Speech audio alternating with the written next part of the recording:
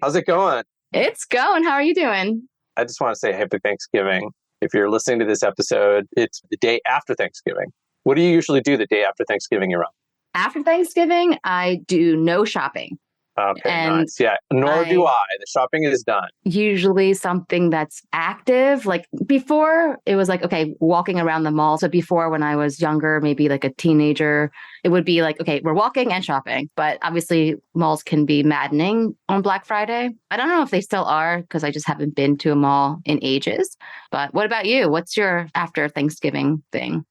Usually I keep eating. I like to look at the food that's in the fridge and think, how am I going to make tacos out of this? Nice. Nice. So I usually do something active as well, but I've got my mind on turkey tacos. Thanksgiving is the holiday of giving thanks. What are you thankful for this season? Well, of course, I'm thankful for my family, my friends, my life. I mean, I am very blessed to have a comfortable life, I would say. I'm thankful for my health. So, I should probably go to a doctor soon, but so far, so good. And I'm thankful for you, Carl. Being able to work with you every day is a joy. Why, thank you, Erum. That's very kind of you. I feel the same way most days. I'm thankful for our clients and our network because we've been pretty busy. What about you? What are you thankful for? Every day is a miracle, Erum. I'm thankful that I wake up breathing. So It's a good one. I think generally I try to be grateful every day. I do love Thanksgiving. It is my favorite holiday. I love the ritual of coming together and being with family and eating and being grateful for the food that we have. I think we're super lucky. We've got a great business. We've got a great podcast. We've got really good network, as you said. We've been super busy. I know in a lot of the previous episodes, we talk a lot about events, but what kind of gets missed is the client work that we do. And we've got great clients, and I love the work we're doing for them. We just did a project for a multi-billion-dollar multinational that will remain anonymous for now, but it's very exciting to do that level of work. Yeah, yeah. And it's really interesting because we work with companies across various stages from ideation. So people are trying to understand the markets and how they can productize their science or technology, biotechnology in particular. Then you have the multinationals with thousands and thousands of employees trying to work together to incorporate innovation, and they move at different paces. They have people that are responsible for different things, and it can sometimes be a little bit slower, but they sometimes need people to come in and share new perspectives. I am very thankful for being in a position where we can do that. We can work with companies at various stages and do some mind share, some knowledge share to grow the bioeconomy. Yeah, I agree. That's what we say at Messaging Lab. We really want to be the force multiplier of the bioeconomy. Here we are working with companies in all different stages. So, Karl, you've created this company and here we are living your dream. So thankful for that, I'm sure. We're living part of my dream. My dream has not totally yet manifest, but we're working on it. And so I want to make sure that your dream also gets manifest, Erum. So that's why we're doing this. Yay! Awesome. So for this episode, we're actually going to replay a previous episode that we recorded earlier this year with Gabriel and Samet of Orbillion, which is a company that is cultivating beef. Erum, why did we decide to give Gabe and Samet some additional love? Well, for one, they are great founders with their co-founder, Patricia, who's the CEO, and they have a great vision of cultivating food. And again, you mentioned beef, and there's a lot of companies that are doing that. Thanksgiving, we're celebrating food. There's probably a lot of issues surrounding that. First of all, Thanksgiving is a holiday. Culturally, that's a big question mark. I think it's just still out there. I mean, it's a hard one because how it was created, but now we use it for a really good purpose. Anyway, I digress. The food that we eat, how it's grown, the quantity, are we wasting? Where's it being sourced from? What does the turkey industrial complex look like? I mean, there's so much. Being able to think about, well, what if everything on our plate was made through cultivated processes? Obviously, let's keep vegetables and fruits, or if you eat fruits, no one's eating fruits on the Thanksgiving plate, except for maybe cranberry sauce. Are you kidding? Cranberry sauce. Cranberry sauce, cranberry salsa. I'm making a cranberry salsa this year. Ooh, I want to try with some of that. jalapenos, cranberry and jalapeno. Yeah, Exactly. So that's a conversation for like bioengineering. And we know all corn is bioengineered. I mean, let's be real, unless you have some kind of heirloom corn that you found from somewhere that's like multiple colors on a cob. But what about the meat? Of course, turkey meat can be cultivated. Is anybody working on that? Yeah, it's a super good question. So I'm going to step back because what we know is that biotechnology applied to food and ag allows us to really solve three big problems. One, reduce the environmental impact of agriculture on the environment. Turns out that agriculture is responsible for something like 25% of the greenhouse gases. There's a lot of waste. About a third of food is wasted. So reducing environmental impact. The second thing is that it potentially makes food more accessible for all, which is a huge issue. There are a lot of people who are hungry in the world. And third is it enhances supply chains both locally and internationally. So if you can build some resilience into the supply chains and you're able to produce meat locally as opposed to having to ship it around the world, that also reduces the environmental impact and makes the food supply way more sustainable. It's interesting that you mentioned turkey. I haven't heard of anybody working on cultivated turkey. I haven't heard of anybody working on cultivated goat, which is a very popular meat. It's always beef and pork and chicken. I think maybe there's someone doing duck. I think I had heard on the TED Radio Hour recently someone talking about going to Upside Foods and they tasted cultivated duck, but I haven't seen that anybody really talk about that in the marketplace. So if any of our readers know about someone who's cultivated these other alternative meats, I don't know if I can call them alternate meats, let us know. I'm super interested. Oh, so interesting. Do you guys have turkey or do you have other meats? So we usually have turkey, but Alejandro, my oldest son, is making the turducken, which is the chicken inside of a duck inside of a turkey. I don't even know if they put a Cornish hen inside that little chicken, but this is the second time he's made it. And it's pretty insane when he sends the pictures. Oh, wow. What about you? We have done turkey for a while. When my dad was alive, we did the turkey. After that, I appreciate turkey, but sometimes it could be a little dry. You have to really cook it well. And that's what the gravy's for. Yeah, I know. Yeah, I know. A friend of mine, her family does deep fried turkey, and that's crazy, delicious, very moist. But then we've done lamb, done that. I'm sorry for all the vegans and vegetarians, especially if you are vegan and vegetarian for ethical reasons. We are carnivores. We're just talking about meat willy-nilly without thinking about that. But we celebrate tradition. We celebrate culture. A lot of cultures eat meat. And in our culture, we were like, okay, lamb is something that's a bit celebrated. So we've had that a couple of times. But yeah, I think we're just going to keep it simple this year. I'm always open to trying new things. And if there was a plant-based turkey alternative, I'm curious how that would taste because I'm seeing more tasty plant-based alternatives because people are paying attention. And yes, the people that are vegan for ethical reasons might enjoy it, but the real money is when you can convert the carnivores into eating plant-based foods because they're just more delicious if you can get there. So yeah, I have to admit that for me, my favorite food at Thanksgiving is the stuffing. I love the turkey, the gravy with the turkey, but I'm just such a sucker for the stuffing. And I'm surprised we don't make it when it's not Thanksgiving. It's such an easy thing to make, but I just love it. All right, well, why don't we start the episode? Yeah, Karl, well, enjoy your Thanksgiving. Everyone enjoy their Thanksgiving. Please give us a shout out. Enjoy this episode, and we will catch you on the flip side. All right, Samet, Gabrielle, Erum, welcome to Grow Everything. It's so good to have you guys here. Hello. Great to be here. This is our first time having two guests, so it's a party now. It's not just two guests, it's also two guests who are first representatives from cellular agriculture. So I would love to have you guys define what that means, but also tell us your backgrounds. Of course, I can jump in real quick. I'm Gabriel, one of the co-founder and CTO at Orbillion Bio. At Orbillion, what we do is really prime beef. So we are creating cellular agriculture prime beef. And it's very simple. Why would you start with prime beef? The question is, why would you start not with prime beef if you can offer the same value, but just have a higher value product? So that's really what we do. And I'm Gabriel. I did a PhD in molecular biology. I did a postdoc at UC Berkeley. And my last study, I was really in synthetic biology. I used plants, mammalian cells, yeast cells, bacteria cells.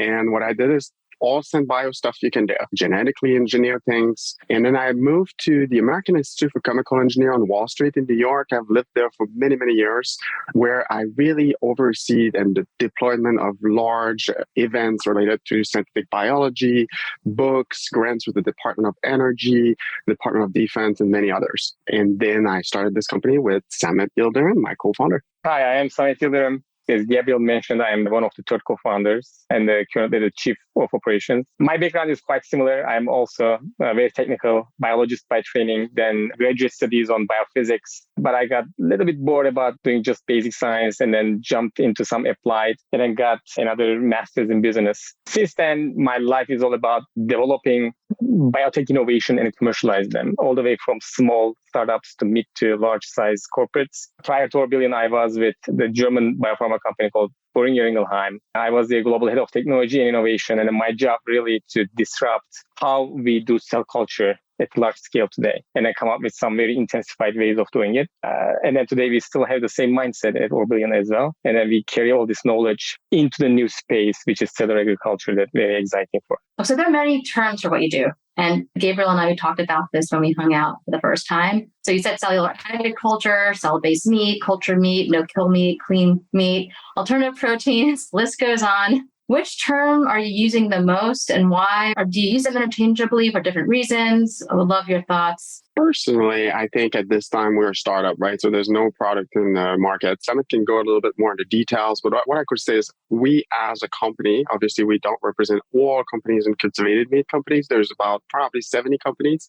I would say we're second generation companies. So there's some companies that were much older. We came in and now there's probably a third and a fourth generation. Meat is trillions of dollar market, right? It's so big. So now the labeling is very complex, right? Because we believe in transparency. So we want a title, a name that actually would really portray what we're doing. It is made of cell. And so cell-based meat makes more sense. Cell culture meat makes sense too, because it's meat through a cell culture process. Some people use cultivated meat, which I think personally, this is just my thoughts, is a little bit misleading, but also it's a really nice word, right? I like cultivated. It sounds very expensive and a great way for food. But now there's going to be pushback or not for the labeling, and we'll see what type of name will come up. But I would say that some people call it fake meat, alternative meat, alternative proteins as well. So there's like additional words that portray at large what we're doing. I think I can add that we only do not use fake or synthetic meat. And then the rest of somehow describes what we do. And then depending on the audience, whether they get the right message, we interchangeably use them. It's a debate at the regulatory level at this moment. Perhaps you followed. So many companies, including some organizations outside of our industry, propose their way of using the term on the labels. We are also following that, but at this moment, in a technical term, for us, it is cell-cultured meat or cultivated meat. So these are the best two that we generally use. And the way I understand it is that some of the pushback was from, say, the more traditional meat growers. So the beef industry, the chicken industry, maybe the pork industry. They were all pushing regulations that would not allow the label of meat to any of these products. Is that correct? Could you maybe go into that a little bit? Yes and no. The reason probably is that because there's a specific definition of what meat is, and then that definition needs to be expanded with the evolution that we are in as a humankind. That old-fashioned definitions actually create that type of reality. And then the other side of the reality is that as industry, we also need to do more talking to all the stakeholders that what are we going to propose is a complementary solution, but not really taking something out of people's table. So we believe all the versions of meat products will be available in the future, and it will be totally consumer's decision what to really consume. If you look at from that perspective, there are solutions in the future that we can put together. In general, what I like to think about is like the plant-based milk, right? We say it's plant-based milk. Is it milk? Is it not milk? Honestly, to me, personally, it doesn't matter because I use it as milk. I put it as milk in my cereals. I put it as milk, as a plant-based milk in my coffee. And it took, about 15% of the market in the United States. So I think it's very important because as a consumer, plant-based milk is very clear. It's very transparent for me. It's a milk. I use it as a milk, but it's made of plant-based milk. So if the name is transparent and honest, everybody will eat it. Yeah, but all milk is plant-based. Cows just happen to be the factory that makes the milk. Karl. I like that. It's like a very nice discussion. Yeah, we did an interview with Kristen Ellis of Lower Carbon, who's an investor friend of ours. And she said, if you think about it, all fuel is biology. And it's just whether it's new biology or old biology, which is true. Petrochemicals are just biology that is very old. Agree. So what inspired each of you to get into this cultivated meat industry? I generated from $3 to $10 million within 5 years of annual revenue for my previous department. I've spent a lot of time on a diaspora of different technologies. But what I thought was very interesting is that this one is really mission oriented. I'm a mission oriented person. So I actually wanted to found a company so that I'm not just generate revenue for organization, but I'm actually changing something, right? You can make money on the way. You're startups. This is the whole objective, is to really sell a product that people want. But in the same time, you can be mission oriented and create a product that is better for you. And that possibility is amazing. Better for you is not just you. We are the earth. So better for the earth is better for you. For me, as a person that I love eating meat, this technology opens up a lot of exciting potential. What the meat can be in the future is the one side. And I also want generations to have continuously access to meat. And then bioprocessing, when you look at it, and biotechnology in general, it is a great tool that for us to really overcome many future challenges as humankind. And one of them will be food, unfortunately. And then we came together and then we thought that let's put something together. When that happens, at least we will be ready to provide some solution. I think it's fascinating to think about that, especially when it comes to conquering space. But what are the environmental issues with meat? Just so that our audience understands what some of those challenges are. Meat takes land, right? So a lot of our land use, you can trace a tremendous amount of percentage. I think it's about 8% of carbon dioxide will be traced to animal agriculture, beef alone. Imagine, that's just beef. So if you change the way you produce beef, you basically will have a positive impact on the environment and the carbon dioxide produced, right? Meat, the animal itself, in terms of conversion from plants to animal mass, this is not the best conversion, right? First. Secondly, the animal takes a lot of the land. That land is not available to grow forests or to grow other plants or crops. And these crops are absorbing carbon dioxide in the air. This is very important because the animal also produces carbon dioxide, but intensive agriculture is taking a lot of the land, produce a lot of carbon dioxide, and take a lot of our resources. The other part that has always impressed me is the amount of water it takes to produce a gram of protein from a cow versus, say, a cricket or something like what you guys are doing. You need much less water to produce the cells that you're growing. Cow is an interesting way of technical explanation of a cow. It's a very inefficient bioreactor. Yeah. So whatever input you give to cow, which is water, feed, whatever it is, whatever coming out as a product from the industrialization perspective is not the best. That's one of the angles, right? So today, the mass market, it's a meat coming from the breeds that they are not the most delicious or nutritious ones. They are the most high yield, humankind developed animals.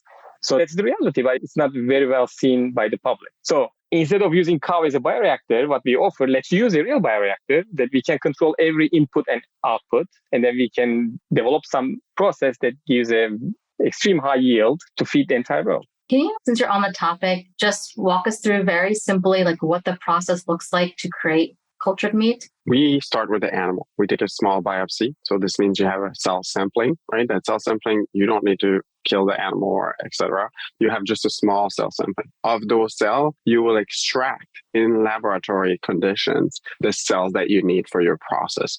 You will characterize, you will go over a lot of different processes just to make sure that you have a cell line. That cell line will be used in bioreactor. Those big bioreactor looks just like when you go to a brewery where they're making beers, except it's yeast. There's no controller. There's a lot of more input, output, sensor, etc. But imagine a big brewery tank, and then you will have in there cells that are proliferating, dividing, and becoming a mass of cells. We assemble those cells as meat.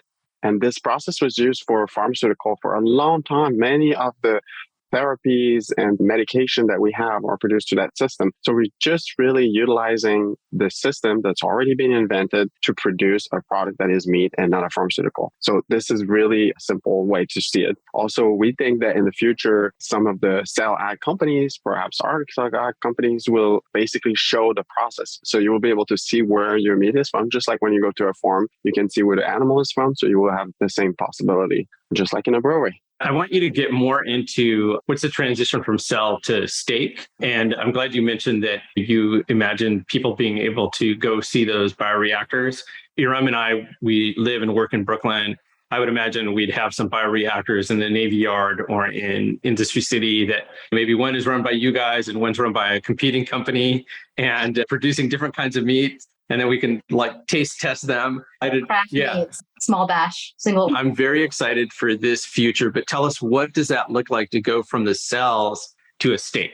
It's a very good way. When I think about it, is you don't have to regrow the animal to, again, ground it into our ground product. In the United States, 60% of customers or families are eating ground beef. So why would you not sell ground beef first and produce just directly to ground? So you don't have to do a whole cut. We're not eating steak every day at home. It's like, I'm not grilling everything. I'm take the easiest path on Monday to Friday for me, right? For example, in our company, what we do, we're launching a ground product at first. We also think that consumers are very well educated on the ground product. If you go to the alternative protein sectors in the area of your grocery nearby, in the United States at least, if you go to Whole Food, for example, you will see in the alternative, a lot of the products are ground. People are used to it. It's already cooked. It's very easy. You just put it in your salad or cook pasta and add it on top of it. My mother does it, right? And my mother's 73 and she's using alternative proteins. So there's a lot of people from different generations are already educated on that product. So that's great. So we come with a ground product. For us, when you take the cells, you can add very little ingredients if you want to make it a product that tastes one way or another, right? But what you do is that you receive your cells at the end and they're not differentiated. And I think that's the most important part. I'm going to make it very simple. It is made at least of fat and at least of muscles, right? At least of muscles and fat cells. So these are the most important, I would say, to make your product. So as long as you produce both of them in your production, you can add them and combine them at the end. Doing a ground product is relatively easy. And if it's easy, it costs less for your company. It also means that you will reach price parity faster. So this is a very attractive way of doing a product. But Samet and I have a slide. We've presented it many times across the world. And that slide showed there's so many ways to do cultivated meat. There's not just one way. There's multiple technology available, multiple ways. This is the path we have chosen, the most effective path that we think will help us reach price parity, because at the end of the day, how much it costs is the most important part. You go to the grocery and you want to pay what you pay already right now for price or less, but not more. Absolutely. Yeah. How much it costs and also how it tastes. Karl and I were actually having dinner with one of our clients and we were just talking about alternative proteins. And there's this article in Grow Magazine. The CEO was talking about a test that they did for their fish. So they have cell-based fish. And what they did was they had a Michelin star chef make dishes out of their fish. And then they had a food critic come in and taste it. And the food critic said that the fish tastes too fresh. What was missing was the terroir, like the flavor that comes from the animal living in its environment. Similar to wine and other types of food that we eat, like vegetables and fruits. I feel like there's a lot of terroir missing in the fruits and vegetables here in the US. But how do you guys think about that in terms of flavor profiles? Have you made enough meat to taste it? Yeah, I think that's a very great point. The last question, yes, we have enough meat to taste. Actually, we have been running tasting sessions for a while right now with some selected individuals. You can guess who they are. At least for our product, taste is quite similar that what you would taste is a conventional beef. It can be a different from animal to animal. We don't grow fish or chicken in our lab. Our platform supports the mammalian cell lines. So we can do beef, lamb, pork, venison, bison, all those type of animals into our platform, we can grow them. There is also ongoing research from our side as well as inside the industry that what controls the taste. So animal, if you think animal itself, they just keep walking around, they eat some stuff. And then depending on what kind of feed they are taking, the taste and flavor of product sometimes changes. So that is the very exciting area that we are also looking into it. Like, for example, what we can add into our cell culture media, as a result, cells develop some sort of a flavor profile. Is it really required for the first set of products? I don't think so. The initial product launch will really going to prove that this technology can be scalable. And eventually we put more robustness, which we will reduce the cost down for the required nutrition and protein. And then the third generation of products will become with a superior taste. By then, all the companies will learn the science, what's happening behind that. I would add here even to this that one very big growing area, and you can see it in SynBio as well, is food and health. If you can combine both of these items, I think you really have a new value proposition for the client. So we all striving to eat better and healthier. Our goal is to do a better for you beef. That is literally our goal. Usually in conventional agriculture, the animal meat will have a composition of fat, composition of cholesterol. You will have tremendous possibility to create products with higher value that are healthier or that are healthier for a certain segment of the market. That's a huge value added. And then another thing is bioreactors, because you brought some very interesting thing, the terroir, the age of the meat, right? Will we be able to replicate it? Right now, the technology is not correct. In your bioreactor, it's fully sterile. There's no bacteria. When you age meat, the bacteria and the microbiome in the meat is very important to get to that process. So will we be able to emulate it?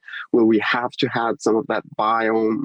Perhaps we can in the future. We're not there yet, that's for sure. But that's something that we want to do. These are value-added products to bring it to the prime sector and to make healthier food. So you increase your proposition for your clientele. I would love to have meat that had the good cholesterol in it, because my doctor says I need to eat more, fish oil and flaxseed oil. So if I can be like, I'm just going to eat some Orbillion premium meats and I'll be fine. And I'm excited by the idea of just having different taste profiles. I want to know what beef from the 1920s tasted like. I was just saying, my dad was a meat cutter, so we often had meat in the house. Sometimes I'll buy local beef when I'm upstate in the Adirondacks, grass-fed, versus when I buy it in Brooklyn in the supermarket. But really the thing that I notice the most is the way pork looks very different from the way it used to look. It used to look like meat. Now it looks like this white, very light colored. And it's something I talked to my dad about a lot. I'm always like, do you think pork is different? And he's like, yeah, but what do you mean? But I also often will say, you notice a difference in chicken because chicken doesn't really have much of a flavor. In fact, when you buy an organic chicken, maybe you've had it in the fridge a couple of days, it actually starts to smell like chicken. And my wife will say, that chicken doesn't smell right. It smells chickeny. And I'll say, that's what chicken is supposed to smell like. So the possibilities are fascinating. I'm curious, two questions. One is, where'd you get the name Orbillion? And then which is the meat that you're starting with? You said you've been doing these taste tests. Why is it important for you guys to start with a premium product? I can talk about the name, and I will let Samet talk about all the different products we've served, because we are one of the few companies who have served 4 different type of meat, although now we're narrowed down to 1. So Samet can talk about this. I can say Orbillion. At first, we started with a technology that allows us to do organoids. Organoids are simply small 3D cell culture product. So they mimic what an organoid is in an animal, for example, skin or something like that. So a little round meatball. I like to call them micro round meatball. And we were able to do 1 billion of it with our technology. So it was just 4 billion. And it's probably not going to be our last name, just saying. This was a name that probably came up in one night. That's cool. Regarding the premium product line, I think that's a very good question. As I mentioned, we had few criteria how we came up with the premium line. So the first one was, as I mentioned, we are not consuming in the mass market that the breeds are the best for our health or for our joy to eat, right? For the flavor and texture and nutrition profile basis. So then our proposition was, why are we not starting from the best out of that? Instead of going to the very industrialized breeds, we could go back to the breeds that they have the most value for the consumer. And then most of those breeds are the premium segment at this moment. And then that's one of the initial point. The other point was, okay, the premium segment products are not available to the mass market. So I would love to eat, for example, certain variety of breed. Whenever I go to another grocery store, even if it is organic, grass-fed, it's some certain breed that I don't want to eat, but I'm forced to eat that breed, right? Because the rest of the premium products cannot be mass produced, and it's not enough to distribute at the mass market. So this technology can also, in the future, change that paradigm. If we can start provide premium products to the mass market, then what will be the consumer choice is the question.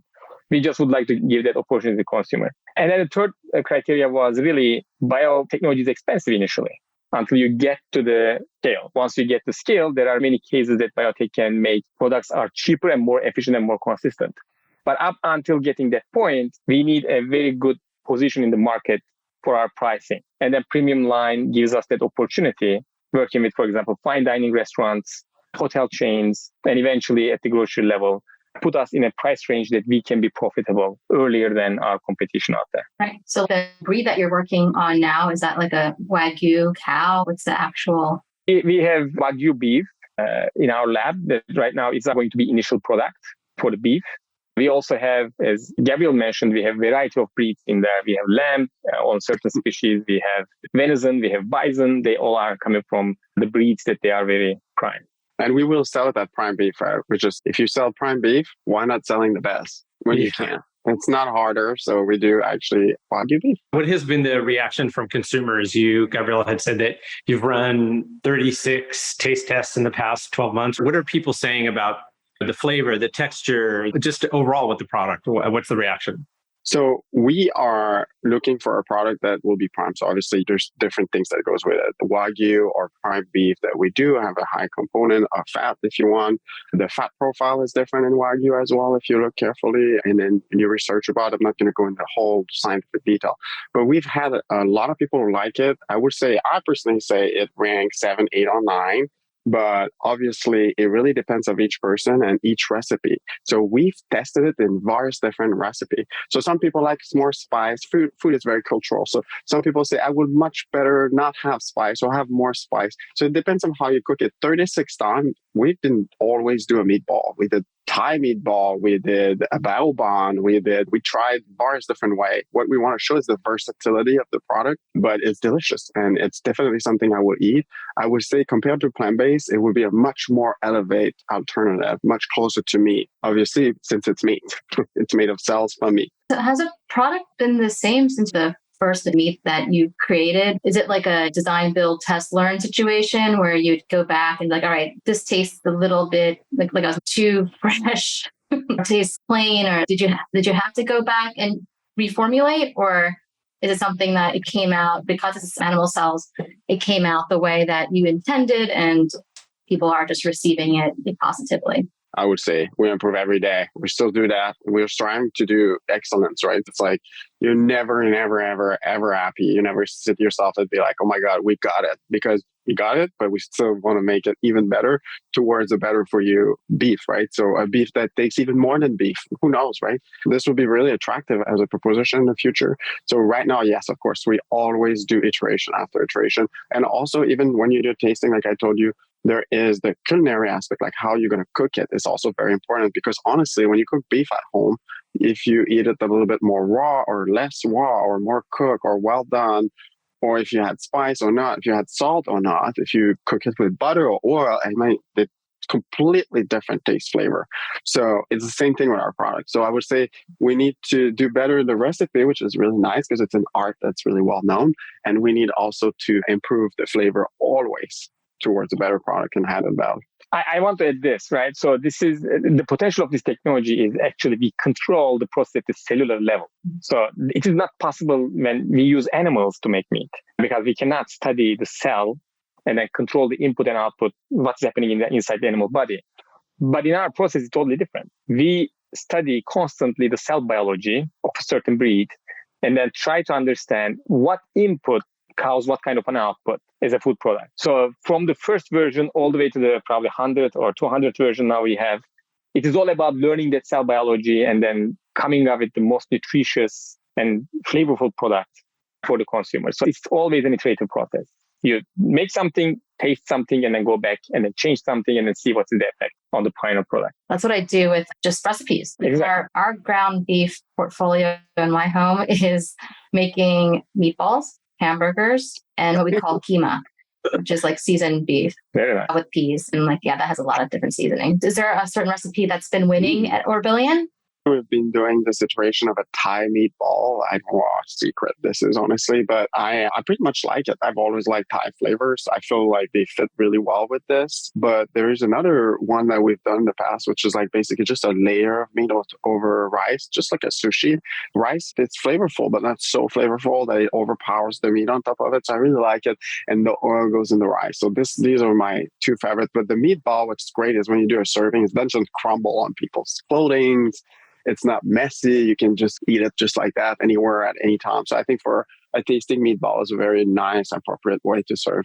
Hearing you guys talk about learning the cell biology and being able to control growth, and then earlier in the conversation, talking about how you might be able to customize flavors, what it makes me think is what we're finding with some of the other companies that we've talked about is they're using biological process to create new materials And they're finding that the performance characteristics are very different than the existing material. The example I'll use is cement. This company is using algae to use calcium carbonate to produce a new kind of cement. And the cement that they're producing has very different performance characteristics compared to the cement that causes 8% of the global carbon emissions.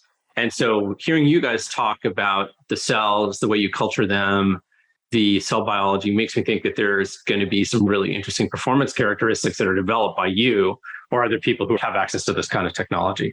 I agree. Right now, we're coming with a prime product from Wagyu origin, right? But it's going to be a prime beef. We're not going to sell it necessarily under Wagyu aisle. It's just going to be a prime beef, cell-based beef. But there's new value proposition. You just say that we can mix cells together. We have plenty of different cell lines in-house. We can mix the meat.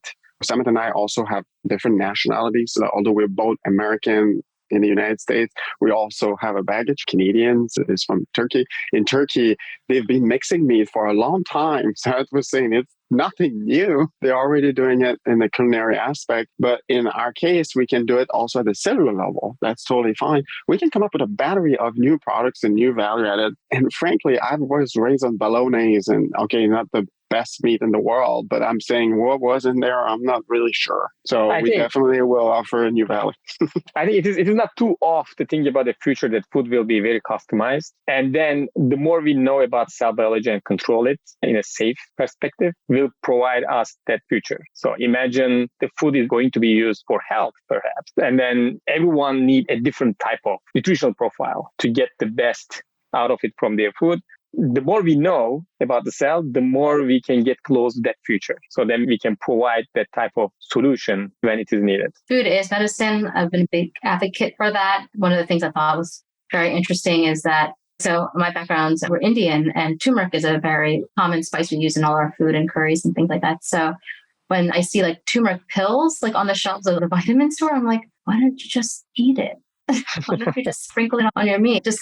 But being able to, on cellular level or on a product level, be able to incorporate those type of molecules or compounds that could be healthier is fascinating. And to what Karl mentioned about changing like the performance characteristics of the functionality, Gabe, you mentioned just a meatball that doesn't crumble. That's incredible without any fillers like egg or breadcrumbs. So if you can make a pure meatball without any fillers that doesn't crumble, you guys are going to be like Orbillion. The other thing I'm fascinated by is just thinking about how cultural traditions will evolve when these kinds of meats are available. My favorite food is tacos. People who know me will always know that I'll always offer to go out and have tacos. And there's a great series on Netflix called The Taco Chronicles, and they basically profile every single kind of taco in Mexico. And as I was watching it, I kept thinking to myself, how's that going to change? They're doing goat tacos. How's that going to change when we have goat meat available from different parts of the world? How does that change the tradition? Because a lot of the ways that these certain tacos are made is very traditional, based on the location in Mexico, based on the meat that's been available, and just thinking what the possibilities are from a health point of view, from a taste point of view, and then the tradition, I think just makes things very interesting. Well, first, I'm so sad because you never invite me for tacos, you invite me for beers, but let's have Next taco time. and beer next time. Let's go. But yeah, no, I think you're right. I foresee a future that's very different. I don't think conventional meat will go away. I don't think so at all. That's not the point either. I think we offer a value that we are making the world more robust, right? Because if you cannot produce meat, like we've seen during COVID, you may have other processes that are completely sterile, won't be affected by a virus necessarily because it's built into a sterile, tested production. So I think we offer these type of value added, but I foresee a future where you see different type of alternative coming in. You may want to eat a plant-based one day. There may be something that we don't know. We have cell-based, plant-based. There might be something else coming up in the future. I don't know what it's going to be, but I think a future where people are more and more educated. The best example is when you look at plant-based. It's crazy. Everyone I know, he's drinking a different type of milk now, but it's never milk like as we knew it. Milk from a cow. It's plant-based cashew milk. I have a friend who only almond milk, which was like the first gens of alternative milk. So I wonder what the future is going to be, but it's definitely going to be different than today. And it's obvious we see it with the trends. I think also in the United States, we're very lucky. It's a very multicultural country where trends in the food comes all the time. There's always new trends, and some of them stay, some of them disappear. But if it's like a steady product that is versatile, that you can recreate with new iteration, like cell-based potential has, I think it's there to stay for a long time. There's lots of trends. We see that a lot here in Brooklyn because we have melting pot different cultures. But I don't know if, Karl, you remember, maybe you guys have heard of the ramen burger. Do you remember that? Oh, I don't remember that. They like took ramen and they like made it, shaped it into a patty, and they slipped a burger in between two ramen patties. It was weird, but the trend's over. Wonder The why. meatballs. Yeah. Hard to guess. You guys mentioned the meatballs and just, the tastings. What are you guys thinking in terms of you getting the meat into the market? Would it be something where you would create a product and sell directly to consumers like Impossible had, or working with partners? What are you thinking in terms of market entry? Our initial launch strategy is based on significant number of partnerships. So initially, we will offer this product through the food service. So it will be a dining experience for people. There is a good reason behind that, because we have been talking with potential customers. And then, although this is real meat, it is not something that they used to as a manufacturing process. So they really would like to get that experience from the hands of a chef they trust, and then understand that, wow, okay, this is something I can also take it to my home and then cook it and then eat every day. So we, as Orbillion and then many companies in the industry, will start building that consumer adoption through the food services. And most of the companies will try the same way. But we don't stop at that point, because we have to scale. And then once we get to scale, the product will go to the mass market, and then it needs to be distributed.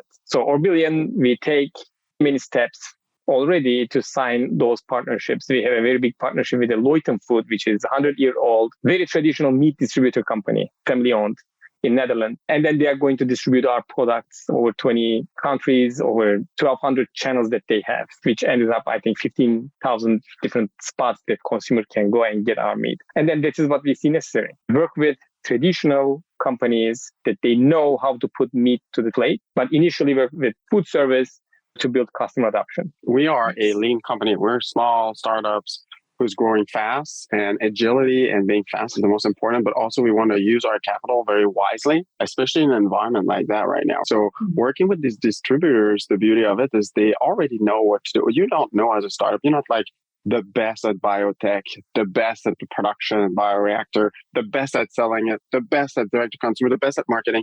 It's a lot to ask for one company. So I think it's a really best way for us to get influencers, like Samet says, distributors, because they can distribute it under the various different brands. And then the consumer sees it on various different brands. So if you start seeing it all over the place, your trust towards that ingredient is much greater, and your accessibility too, because it's in different store under different labels. It offers a lot more for the industry as a whole. That's fantastic. A couple of years ago in Bilbao at a food conference, one of the people that was with me was Nieves Martinez of Novel Foods. Well, the thing that I really walked away very impressed by was seeing all these traditional 100-year-old, 150, 200-year-old meat producers that were there in the audience, very interested in cutting deals and wanting to talk with someone like Nieves, because they knew that they needed to be able to offer cell-based as part of their portfolio. They could see the writing on the wall. And it sounds like you guys have experienced the same thing. Exactly. It's along the same lines as we discussed, like whether traditional meat companies or stakeholders, let's say, are against or supportive to this technology. And as you can see, the distributors, although they are very traditional, don't get it wrong. So when you talk to them, we had many hard times talking to them because it is very sensitive. They love meat. And then immediately they think that we are replacing something from their lifestyle. And then when they understand it's not the case, wow, okay, we are happy to help. That Amazing. Conversation needs to continue. Yeah, that's amazing. And we have another co-founder, Patricia Bubner. She's the CEO at Orbillion. She's also a co-founder with Samet and I. We started the company, the three of us. And she's facing, of course, as the CEO, she has to present more often than I do for sure, as all of Samet presents a lot. But she comes back with a lot of the story of the discussion she has directly with the stakeholders, because she always has these discussions. So we definitely see a huge momentum, and we see a lot of interest with the companies, and a big change, like Samet says, where they came from an aggressivity, I'm not sure. And then now they're like, ooh, that's a proven concept. I like it. I want to be part of it. That's awesome. And you guys are fundraising right now. How's that going? Do you want to give some insight into What's that been like? What are you raising your A? What is it you're raising? So we raised the seed round with the Y Combinator, and then we are never raising and always raising. It's important to get capital, but we want to be efficient, lean, and fast. These are our most important part. So I just keep it there. If anyone was interested in participating to our future rounds of investment, please contact us. This will be great. We're always happy to have a discussion and see where it goes. That's awesome. Yeah, I was going to say, I talked a lot about Orbillion. So, investors, you heard about it.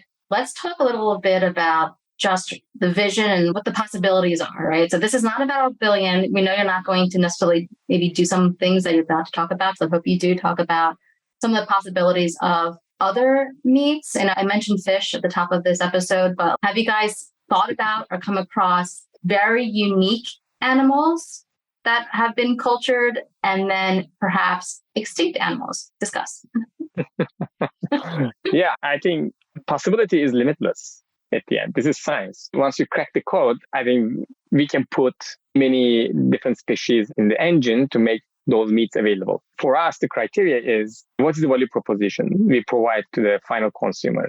Tasting extinct animals is very exciting and attractive, but how often as a consumer go and retaste that product is the question. We need something that consistently provides nutrition, flavor, and a necessity to the consumer that we can continuously sell.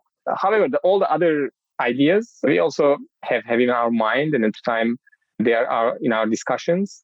But again, always the winning strategy is, okay, what do the consumer wants? Let's look at that and then make something they want to buy every day. They want to feed their families. They want to enjoy. And then sometimes tank, perhaps. We're not talking about winning strategies. We're talking about failing strategies. So let's talk about those extinct animals. Extinct animal, again, it is a very nice science experiment from my perspective. The hard part is, how are you going to do the blind taste? When we make the products, for example, we make a meatball. We also make a similar meatball from the conventional version of our meat, and then we do blind taste and then try to see, okay, are getting close or are far away? If I make a dinosaur meat, what is the taste of dinosaur meat? Nobody knows. But I think from that sense, we can claim any output is a meat from extinct animal. But it is hard to really confirm whether it is real. And I always like to take parallel of industries that are similar, that have been positive and are still, and so I'm going to use again the milk, right? Do you want tiger milk and hippo milk very often? Everybody's adventurous, but you may want to taste it. But for us as a company, we want the customer to come back, like Samet say. So I think the first is solve something, but I'm sure all of those alternative cray idea will come to realization and will be sold. Will it be sold every day? I don't know. Who knows? Maybe if it tastes delicious, people will go back. But when I think about it, I think we are not an emulation of the molecules. We are the molecule in that sense. It is the meat cell that is meat that we're selling. We're not necessarily selling something that will emulate, such as plant-based, for example, or things like that. So that's a little bit different in terms of what the consumer will want and be ready to eat, maybe. Was there anything that we should have asked or you wished we would have talked about? I wish you wanted to sign up to the next tasting because we certainly have a lot of tasting in the next few weeks. If you're having one in New York, we're definitely going to have one. We're definitely there. And we will be in San Francisco at the end of May. We know what we're going to do. Tacos. Yeah. With beer. For sure. Thanks so much, guys, for coming on. I know you guys have your investor call right after this, so hopefully we wish you luck. And we didn't confuse you too much, and you guys pivoted right now after this call. But we love talking to you guys about alternative proteins and just hanging out. So thank you so much. Awesome talking to you. Thank you so much. Yeah, thank you. Look forward to talking to you soon. All right. That was an excellent episode. I am so excited for the future of cellular agriculture and cultivated meat. It's interesting because I went to an event. We seem to be always going to events. And I sat next to a bioreactor entrepreneur. She is focused on creating bioreactors for the cell therapy space. And she thought that the cultivated meat market was not doing very well. There probably is that perception in the marketplace, but actually when things are perceived to not be doing well, the smart entrepreneurs are just heads down getting things done. And the next thing you know, it's everywhere and people have made some really great progress. Gabe and Samet speak to that very well. One of the perceptions of the alternative meat industry, one of the negative perceptions is that it's really expensive. And Gabe and Samet talked a lot about reaching price parity. And a lot of that has to do with how they manufacture the meats. And like you're saying, the innovators are thinking of more cost-efficient ways of doing that. What's the best media to use to cultivate these meats? How can you make it cheaper? Lots of people are on it, and they know that we need alternative proteins to have a sustainable future where we can enjoy meat. I thought it was really interesting when at the top of the episode, we were talking about what is a term we use for this industry, this new type of product. It's, to me, interesting that while we were talking about it, we basically started calling it meat anyway. Like it just went to meat. We differentiated it when we were comparing it to animal meat versus cell-based meat, when we were comparing the two. But then when we were talking about it hitting the market, we were just saying, yeah, meat. Future generations can enjoy meat. It just is carnal to us. We are carnivores, our omnivores, or herbivores, some of us, I guess, we all change. But historically, ancestors enjoyed meat. They needed it. There's a lot of evolutionary theories of meat helping us grow our brains and helping us think. And then when we ate shrooms, it helped us think a different way. That's the shroom theory. Lots of theories of how we develop consciousness and the ability to speak. I digress, but meat, I think, is very important to that. What did you think, Karl? Like, these are your friends. You've known Gabe for quite some time, and you've been looking into the space. There's a lot to unpack when it comes to cellular agriculture. And I think I would just start by saying the impact of livestock agriculture on the planet is really astounding. Livestock for human consumption generates nearly 15% of all global greenhouse gases. And surprisingly, 70% of the agricultural land, that is the land that we grow things on, is used to feed livestock. So that means that livestock is a big contributor to deforestation, loss of biodiversity, and even water pollution. And then if you step back even further, the amount of water that it takes to produce a protein with a cow compared to, say, a cricket is also astounding. It's liters and liters of water to give you that same gram of protein versus if you were doing it with an insect or if you were doing it in a lab or cultivating it. There is a very interesting report that was put out 3 or 4 years ago by a think tank called ThinkX. And they talk about how this cell ag space is moving so quickly that really by the end of this decade, so meaning 2030, we can see half of livestock agriculture gone, which is an astounding statistic when you think about all that land that could be rewilded or used for other purposes. It could be used to actually grow food for humans as opposed to cows, pigs, and chickens. Yeah, I'm glad that you underscored the sustainability aspect, the climate aspect, the land aspect of it. We need to say it over and over again so people can understand that producing livestock in this way is inefficient, not only for the meat, but also for the milk, which I really appreciated that Gabe had mentioned the comparison to how there's a lot of plant-based milks now, but when you go to a cafe, what kind of milk do you want? They don't say, do you want plant-based milk? Maybe they do, but they have like cow milk, almond milk, oat milk, all the different varieties. But maybe the same thing could happen to the meat industry, where he's like, do you want cow meat or do you want cell-based cow meat? I'm kind of spitballing here right now, but being able to say, all right, there is milk, but then there are varieties. There is meat, and then there are varieties. And let's just move on. It's not dangerous for you. One thing we did not talk about are the FDA's green light for developing cellular agriculture in the US. So that was a good signal saying that this is good, this is safe, let's explore. But in the end, consumers just want delicious food. Yeah, ultimately, we just want good food. And I don't think we got into it in the pod, but I had a conversation with an entrepreneur named Stanley Wang, who is working on developing cell lines for cellular agriculture. And his belief is we're building this entire ecosystem. Like I say, I'm interested in bioreactors right now. And the reason I'm interested is because I want to know how big of a bioreactor do you need to feed a city of 100,000 people, of 1 million people? And when those bioreactors are available, what cell lines can you put in there? And then what meat will be available for the population locally? So there's a lot of things that could be very beneficial for the environment. And there's a lot of infrastructure to be built to make this happen. So I'm very excited. I think Gabe and Samet were excellent guests. I can't wait to have them on again. And I also can't wait to have some other cell ag players in the pod.